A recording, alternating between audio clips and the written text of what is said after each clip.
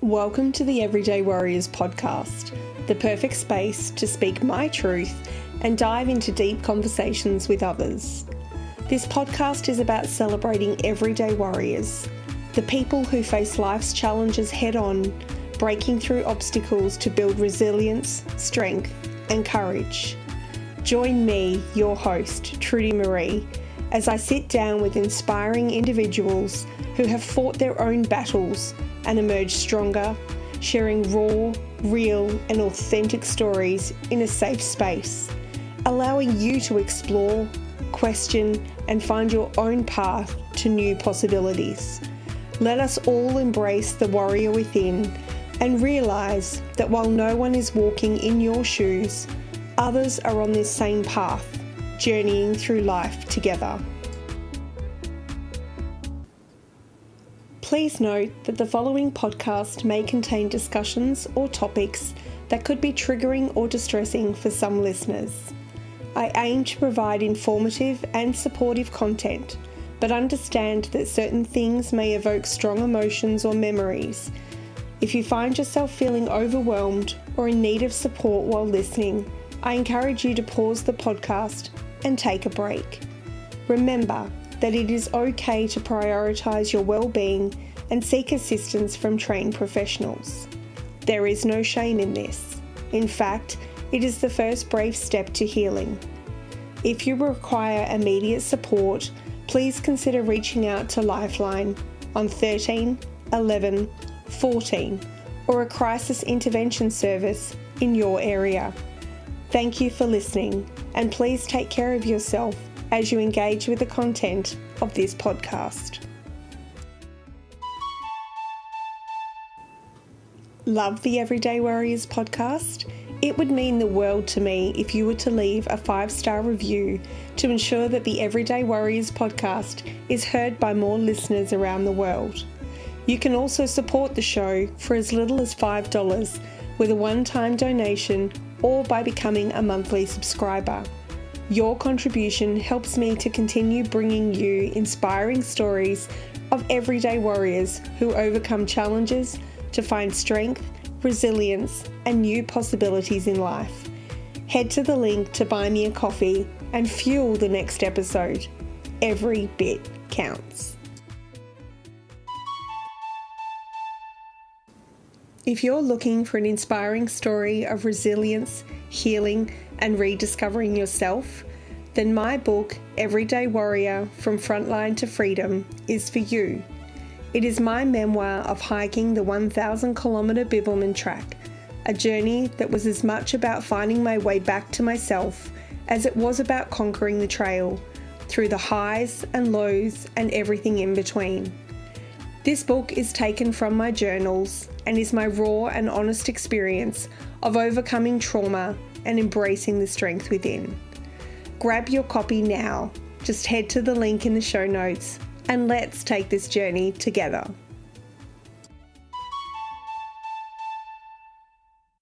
Welcome to another episode of the Everyday Warriors podcast. And today I have what I would like to refer to as a special guest with me. I first met this gentleman as a leader in a personal development course I was going through, and he has led this particular program around the world in multiple different languages, multiple different countries, and has impacted hundreds, thousands, if not tens of thousands of people around the world. So it is an absolute honour to have my guest today from Melbourne. Welcome, Paul. It's great, Trudy. Thank you very much. Great to be here. No, thank you so much. It is really an honour to have you on board because I think you have such an incredible story to share. And I only know part of that from what I've learnt about you over the years of working in that space. So I believe you sort of had this childhood, like you're actually English. So even though you live in Melbourne now, you are from the mother country. Yeah. Like, what was it like growing up in England? Yeah. Well, I grew up in London and I lived in North London, so a place called Highgate. And for people who are familiar with Londoners, we spell it Norf, North London. And I'm an avid Tottenham Hotspur supporter. So I'm thrilled at the moment that we won the Europa Cup final, beat Man United 1-0. First time in 17 years that we'd actually won any silverware. So it's made a big difference. So, and football is like a religion in the UK. And you're either Tottenham or you're Arsenal if you live in North London. Fair enough. My son is a Liverpool supporter.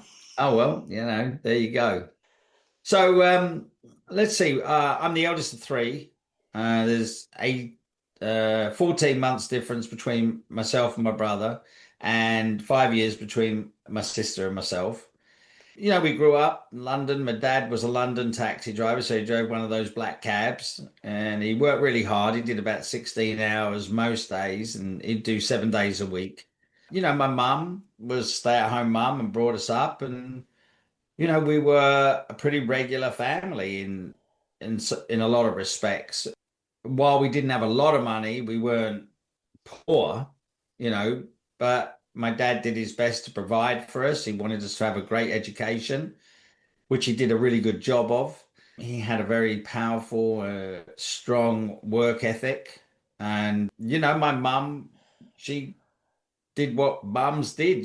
She kind of made sure we were all fed and clothed and clean. And, they worked together in a partnership to really give us the best opportunity. I love that. Yeah. And, when I look back at my childhood, there just weren't, I think the unhappiest memory I have was finding out the Action Man I got for Christmas that I'd wanted forever had come from somebody else I knew. Like for some reason, I was really disappointed that it hadn't come from the shop. But, so that's a pretty good thing if that's the only kind of disappointment when I look back. We holidayed in Spain, which was the done thing, and we'd have 2 weeks as a family. And, it was just, we've got videos of us there taking it on a cine camera. And some great memories. The funniest thing is my brother and I somehow found a bottle of wine on the beach. I don't know whose chair it was under, and we drank it, and we obviously got very drunk, and we had to be off. And I sort of remember that a little bit, but very fond memories, and what I would consider a good, well balanced childhood. That's really nice to hear because obviously that doesn't happen for everybody, and the fact that you get to do that is really quite special. But then something like tragedy struck your family and that all changed. Yeah, I think the first thing, which really wasn't very impactful at the time because of my age, I was 11 and my brother was 10 and my sister was 6, was I remember my mum and dad sitting us down and, as best as I can recollect, matter of factly saying, something along the lines of, mummy and daddy do love each other, but we're not going to live together in the same house anymore. And mummy's going to be moving to another house. Now, it's very confusing for me. And I do actually remember it quite vividly. But my mum says to me, when they said, "Do you have any questions?" I said, "Can I go and play on my bike now?" So I think I was a little bit too young to really grasp the reality of what was being presented. But it did change things for sure. So my grandmother, bless her, which was my dad's mum, moved in to live with us, and she was 70. And she really took over a lot of things my mum had been doing, only with an 11-year-old, a 10-year-old, and a 6-year-old. And, I don't in any way want to sound like I'm slighting my mum. In those days, it was kind of very normal for the father to leave and the mother to stay. But in this situation, I mean, I didn't have anything to compare it with other than when I got older and I look back. But people said, "Oh, what kind of mother would leave her children 11, 10, and 6?" Well, age is a wonderful thing because you get some wisdom and you also kind of have some life experiences and you kind of realize we're all human. And when something's not working, do you continue with it not working to the detriment of maybe the family, or do you call time on it and try to work it out as best you can. And they did. They called time on it and they did work it out. I mean, I never knew there was anything wrong between my mum and my dad until they sat us down that day, which was a testament to how well they kept it away from us, didn't get it on us. And although my mum moved out and my grandmother did move in, and things obviously did change, there was 60 years between me and my grandmother. My dad's love for us and commitment to us never changed. I just didn't see my mum as much as I had before. But I never complained about anything. We walked to school instead of being driven to school. We walked home. Things did change. And unfortunately, the uniform was a bright orange cap, bright orange blazer, and blue corduroy shorts, which, as we now got into our teenage years, so I was just touching 13, my brother was just touching 12, we stood out with the other kids a little bit. So walking home got precarious because some of the kids not from that school, would see the bright orange blazer and, you know, being teenagers, they'd kind of jump us and then there'd be fisticuffs. We never really were brought up to be sort of fighters or anything. There was no need for it. But anyway, there did come a point where it was a turning curve for me where I remember this day where they held me down and they beat my brother up. And that for me triggered something in me that I hadn't had triggered before, which was I couldn't do anything about it. And I wasn't going to let that happen ever again. So the next time they were there, it didn't happen ever again. But I started to become someone I had not known myself to be. I would stand up for myself and I'd stand up for my family. Yeah, I just want to acknowledge you for that change in life. I mean, divorce and separation is a hard thing for any child to go through, no matter what age. And society does have its norms of what is right and wrong, even in that messy situation. And I love what you brought up about the fact that if something's not working, why do we continue doing it just because society as a whole said we should? Like, there is no should. But then you discovering inside of that you had to almost be this protector of your family and look after your brother. I mean, Yeah. that's a massive change. Yeah, it was. It was a growing up in some ways because I hadn't really realized that with my dad being at work 16 hours a day and my grandmother being 70 and my brother being, 14 months younger and my sister 5 years, I really was the head of the household. And it kind of dawned on me that day that nobody's coming to protect me or him, but let alone him. So it was I suppose in some ways, a transformational experience of myself where I kind of stopped being a teenager and became a bit more adult. And that's a young age to do that. And then when you fast forward a few years and enter the next tragedy, like that would have almost like snowballed in your Yeah. responsibility. Yeah, well, I mean, in between that time, my father, like I said, was committed. We had a great education and we went to boarding school, all three of us. And we were very lucky that the schools all pretty much sponsored us because my father couldn't afford it. But we showed a lot of potential in areas. Anyway, so I'm at boarding school with my brother. My sister's at another boarding school, and that just kind of really, I suppose, forged that independence, but also that kind of, I was looking over my shoulder, how's my brother doing? He's my little brother. Now, I never got it always right with him because, little brothers don't like big brothers telling them what to do all the time. I have three younger sisters, so I know that feeling. Yeah. So I never got it right all the time, but I always did it from a good heart. And then I remember, I stayed at school. We do O levels and A levels. So I was about, let's see, because I was one of the older ones in the class, because the way it all works, you end up with your birthday being a certain time, and you're one of the older people in that class. I was one of those. So I left school when I was 19. And I was ready to leave school. I wanted to get a job. I wanted to support my dad financially.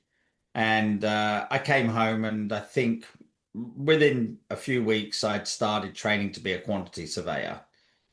And off I went to work in my new suit, and my nan told me how proud my dad was. And, you know, he wouldn't take any money from me, but I wanted to stand on my own 2 feet. And my brother and sister were still away at boarding school. But I think about 3 months of being at home, and I had a close relationship with grandmother, and I said something wasn't right. And I said to her, and she said, "Oh, your dad's just tired, he's working a lot."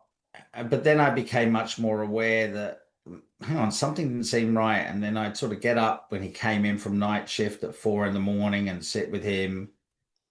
Anyway, I got quite concerned because I couldn't put my finger on it. I didn't have any life experience. And then I went out one day with my brother to get my hair cut. It was the school holidays. And, for those of you listening, look, I just want you to know I'm about to share something that could be potentially triggering for people. It's not my intention to do that, obviously, but I also want to be transparent. Probably the 45 minutes we were out that day, my father took his life at home. And of course, we came home and we both found him. And that really was a complete alteration in my experience of myself, my experience of life, and I changed.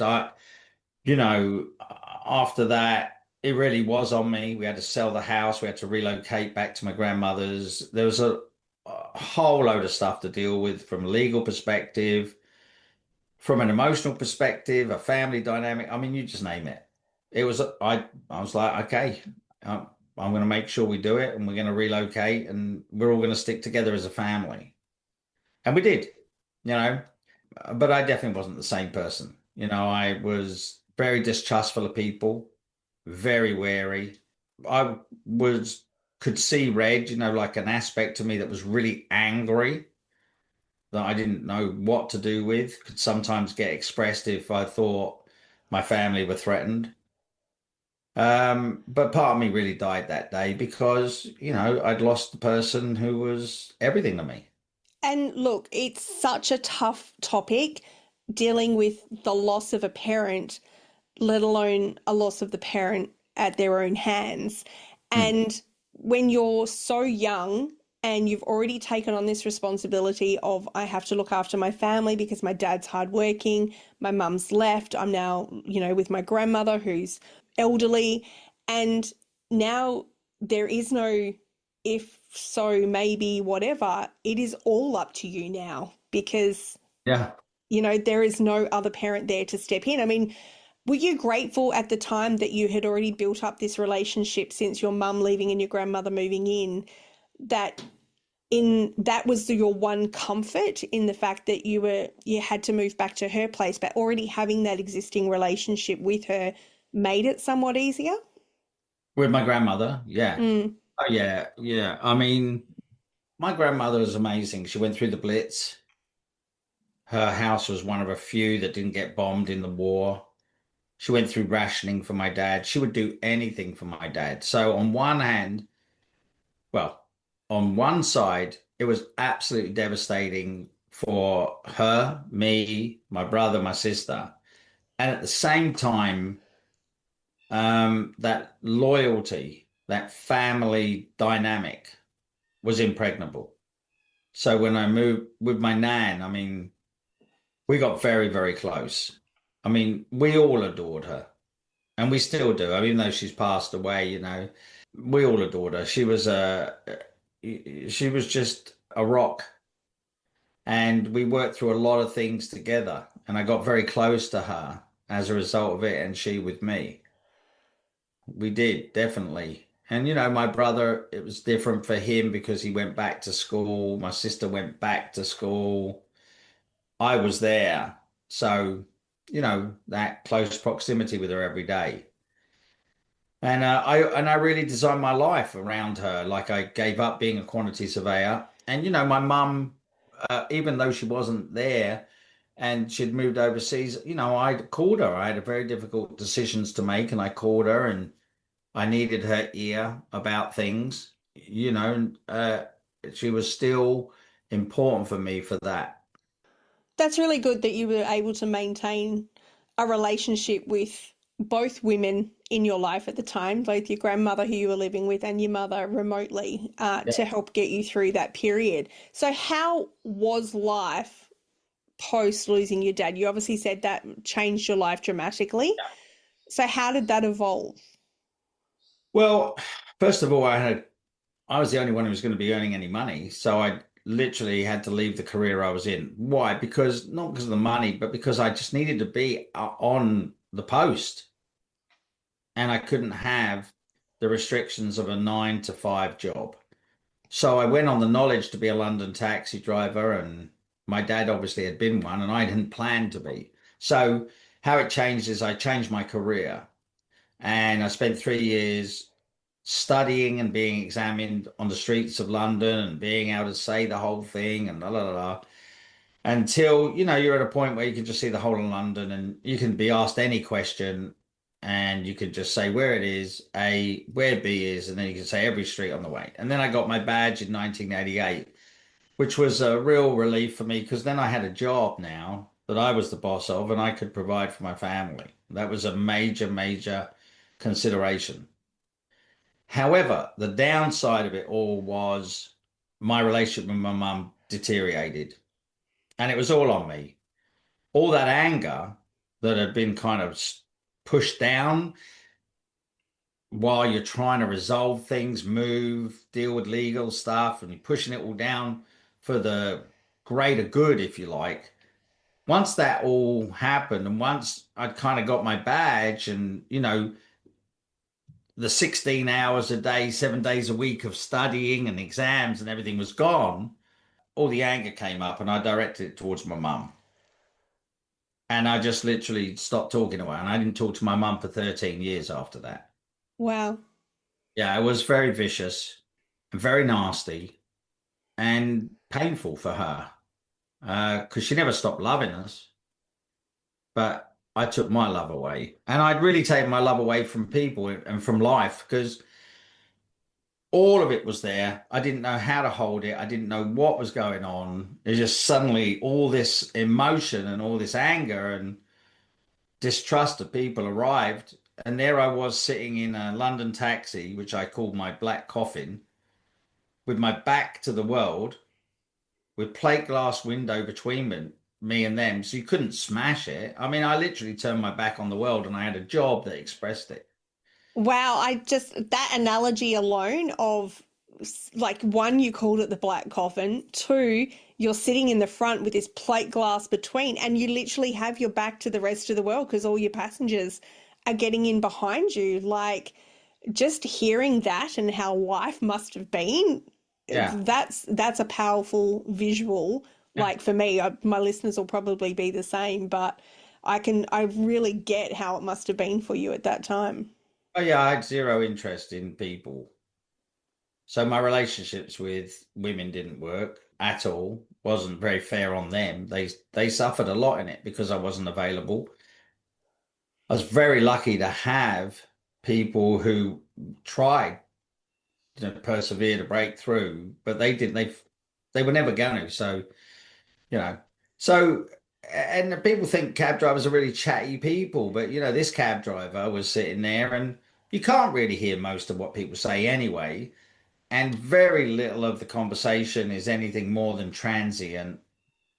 And I mean, I think probably 5% of the conversations you have some kind of substance to them or some quality to them. So, yeah, 16 hours a day sitting in that thing with just your brain going over and over and over about all the things that you don't want to be going over and over and over. So, given that that's not the person I'm talking to today, Yeah. what was the changing point for you to get out of that dark space?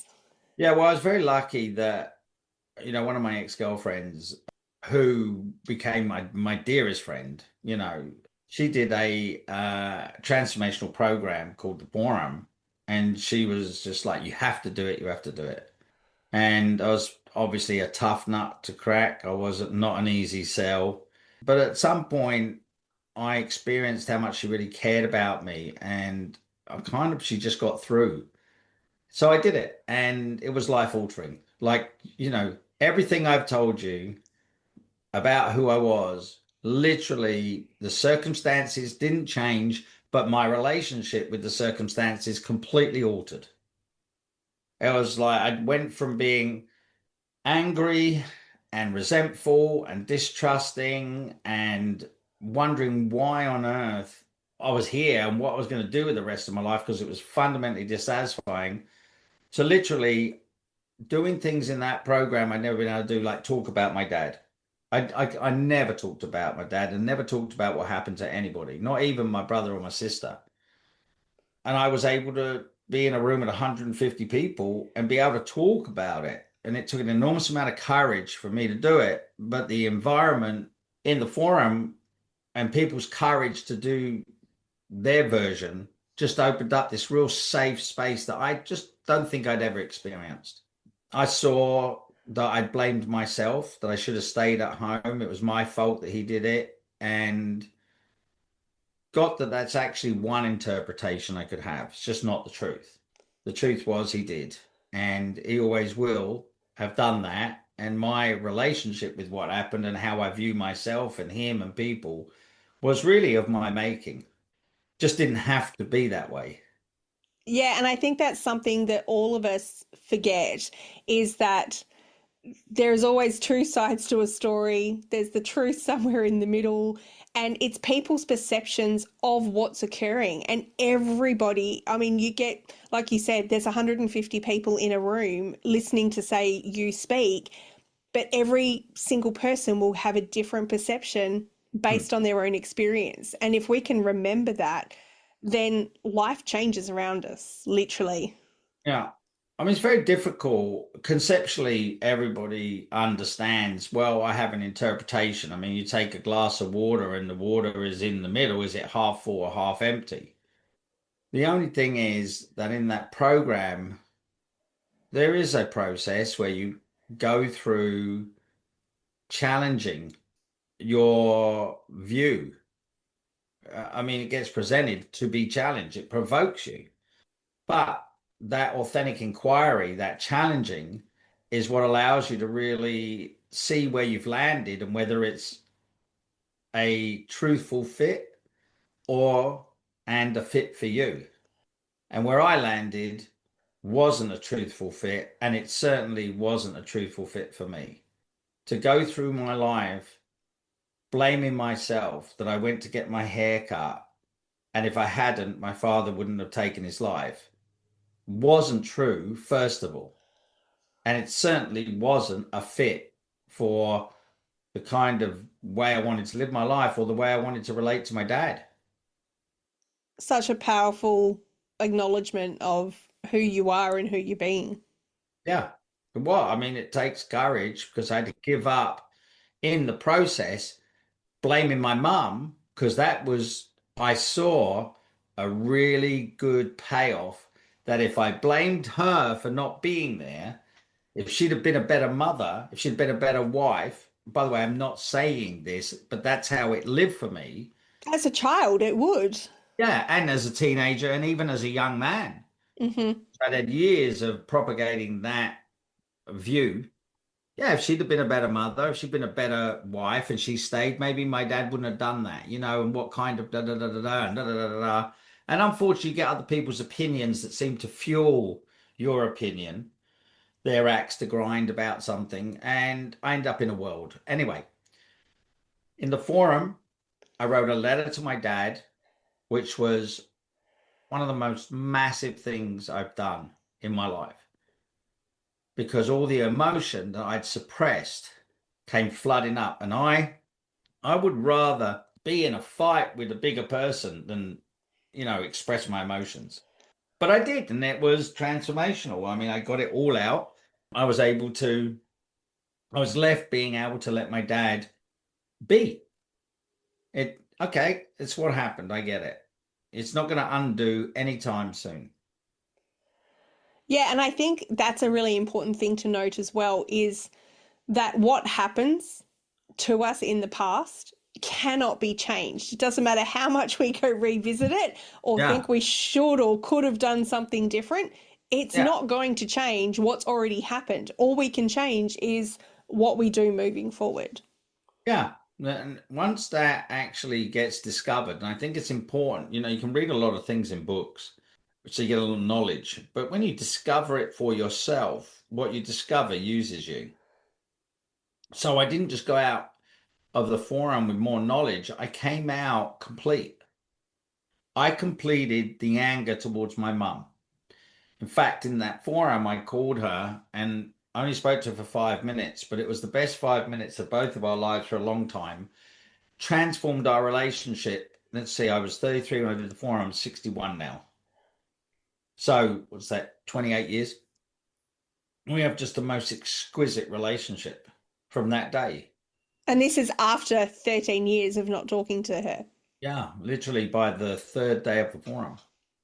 Yeah, it was one of the, I mean, I've lived in the jungle, I've walked over hot coals, I've done some things, but I've never done anything that's been so life altering and transformational. I went in one person, this angry, distrustful, unavailable, emotionally human being, and I walked out with the sun shining out of my eyes with a love for life and a love for people and a real passion that I discovered that I didn't have that I want to contribute to people.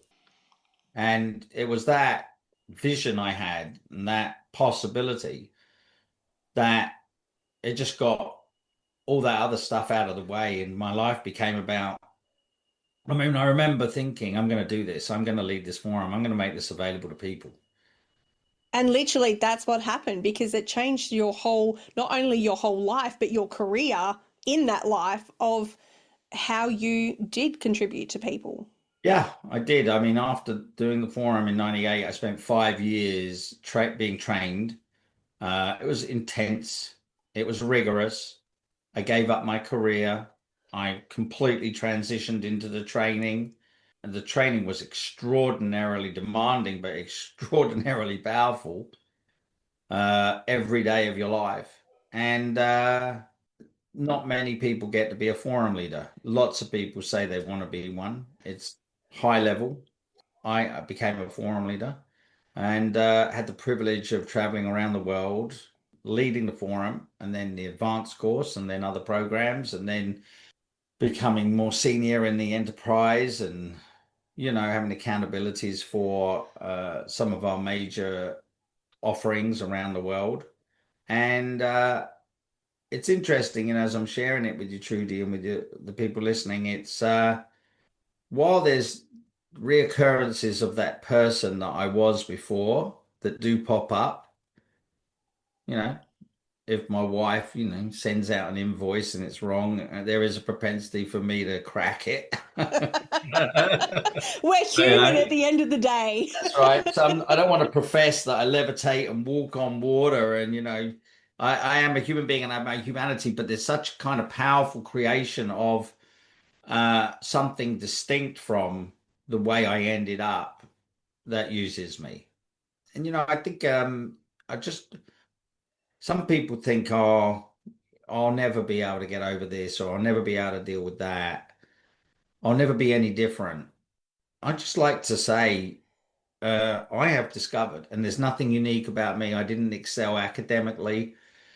I was a reasonably okay sports person, but we just don't have to get stuck with what's actually happened in the past. We can have a completely different way of relating to it and be free to be ourselves.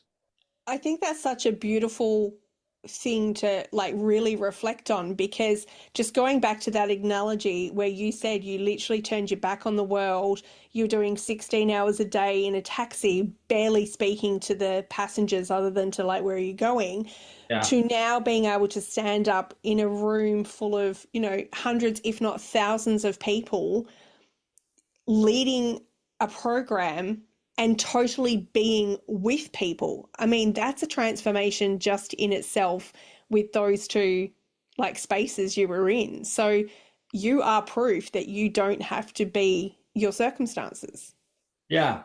And there's many people who are proof of it as well. I think, the number of people that participate in the forum, in excess of 3.5 million people from all walks of life.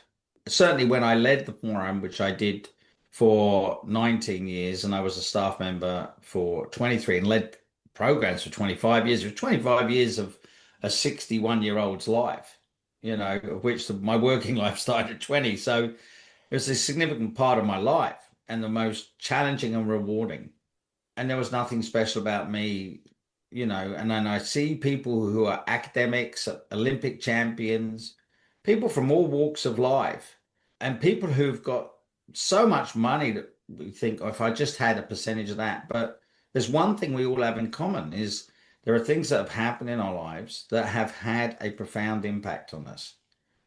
Some, the more traumatic, like I shared, but some not necessarily as traumatic, being jilted by a partner when you're young, or not getting into the footy team or the netball team, or someone said something and teased you at school, or maybe you just felt you came from a different culture and didn't fit in, and so on and so forth. Those incidents we can interpret in a very disempowering way. I can totally relate to that, even with my recent happenings in my life, experiencing post traumatic stress, is that when people think of trauma, they almost go to the worst case scenario and think it has to be this big, impactful, like very, Mm, whoa moment. But mm. it's those small things or the culmination of small things on a repeated basis that actually have you warp, for want of a Yeah. better word, your sense of perception of how the world is or isn't and how you behave in those circumstances. So I Mm. think it's really important for people to go that, like, trauma itself is not necessarily, yeah, this big monster of a thing. It's those small, Not at all. subtle changes of how people view life. Yeah, I mean, I'll make it real. There was an Olympic gold medalist in one of my programs, and I won't say too much about what it was that they won or their name because of confidentiality, but he recalled when he was about 9 and he was participating in this particular sport that his dad, from his recollection, which became his reality, was you'll never be any good at it, do something else.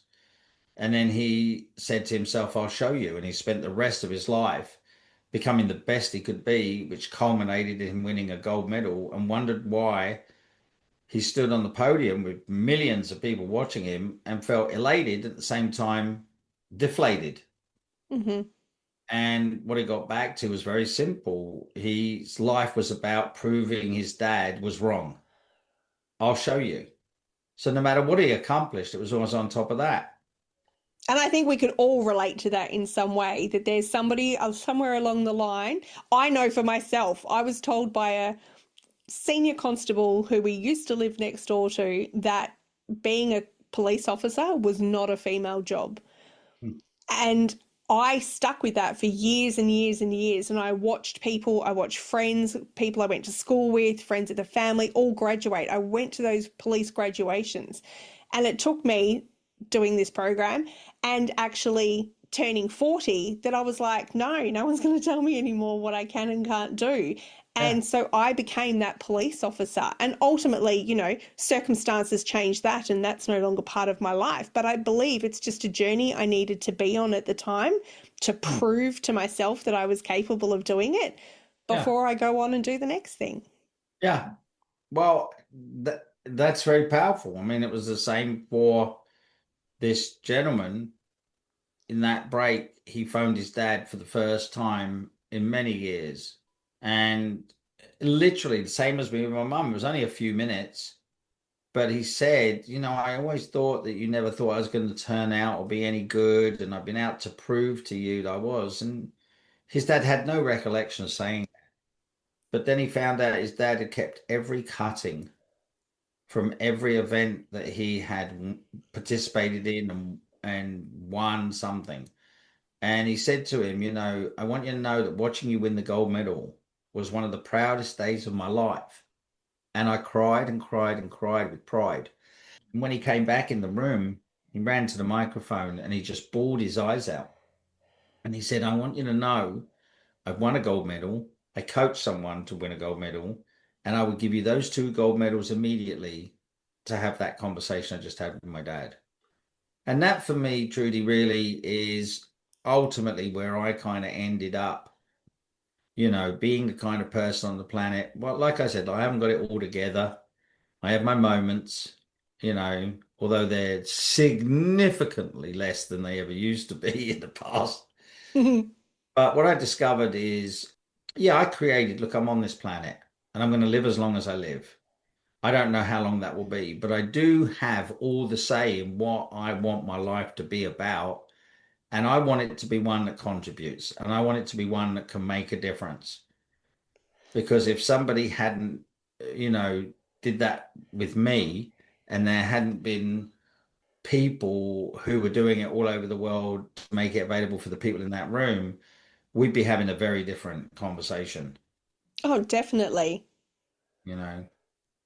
So, and then, you could say retired from being a forum leader in October last year, and it was a magical aspect of my life.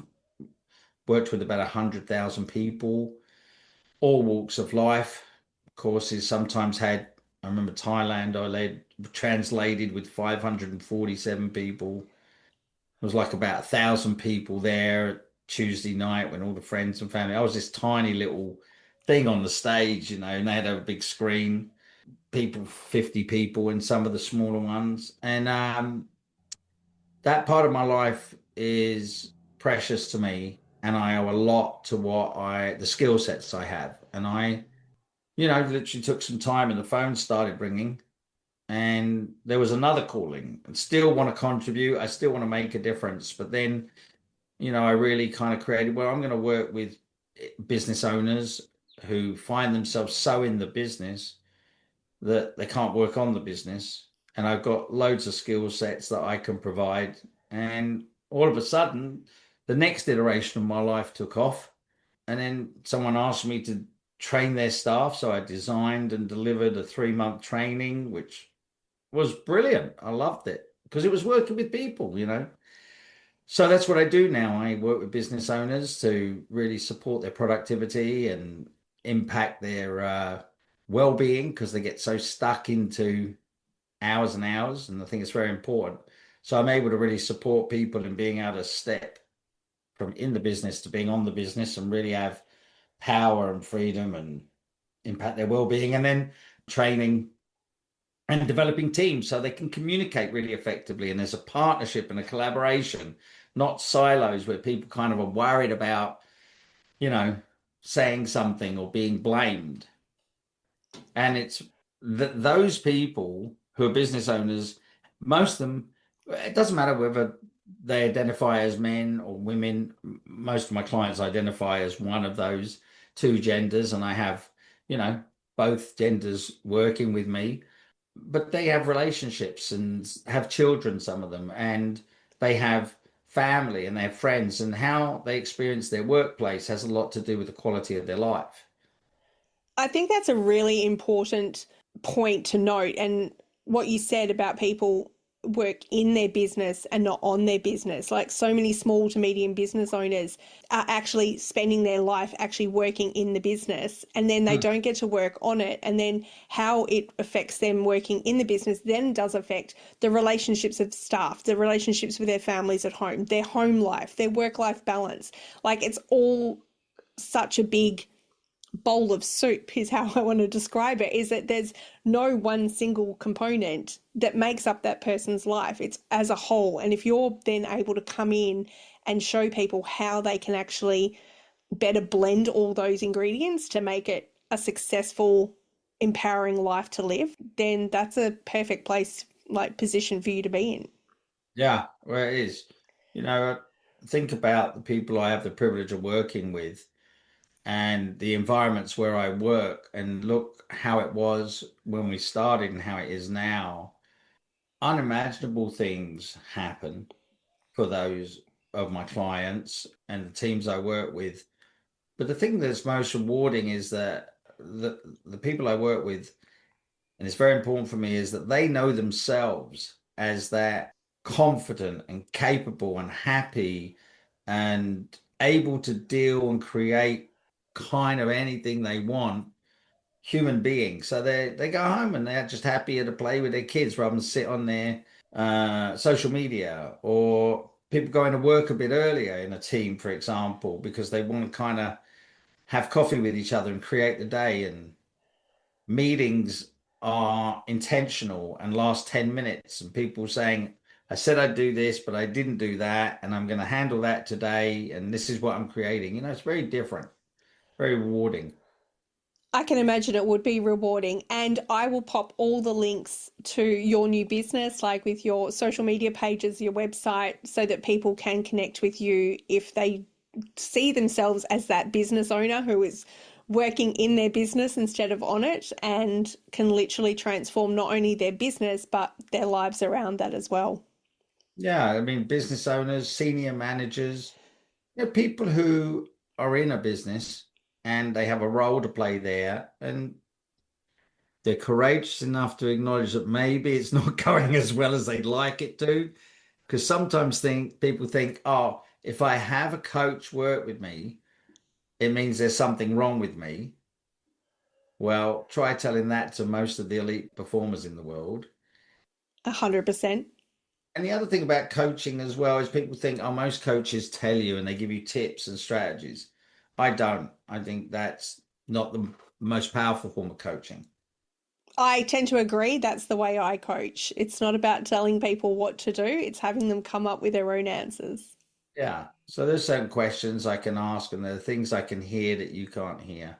And that's what makes it invigorating for all involved. So, yeah, that's me. I love that. It's an exciting future ahead. Like you said, you feel like you've semi-retired at 61, but I think there is many more years left of you being able to contribute to those around you in whatever form that takes. Yeah, there definitely is. And as long as I've got a breath, I will use it in service of something worthwhile.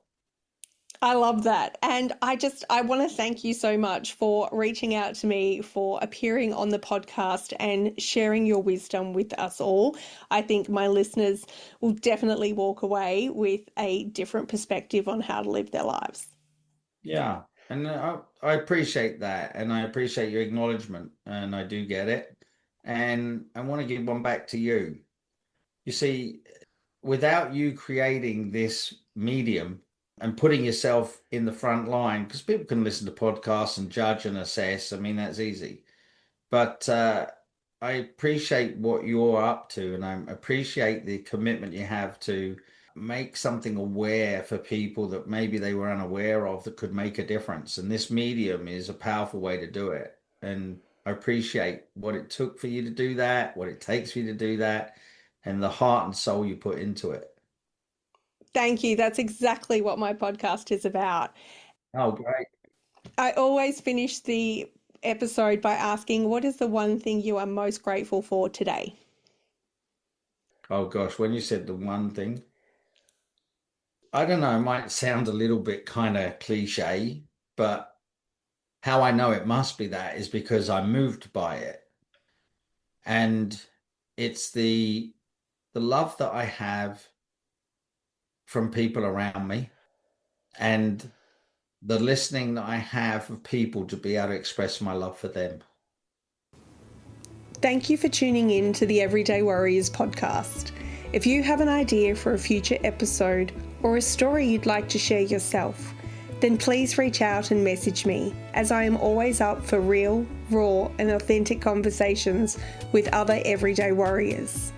Also, be sure to subscribe so that you can download all the latest episodes as they are published, and spread the word to your family and friends and colleagues so they can listen in too.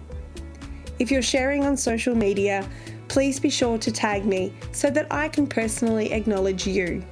I'm always open to comment about how these episodes have resonated with you, the listener. And remember, lead with love as you live this one wild and precious life.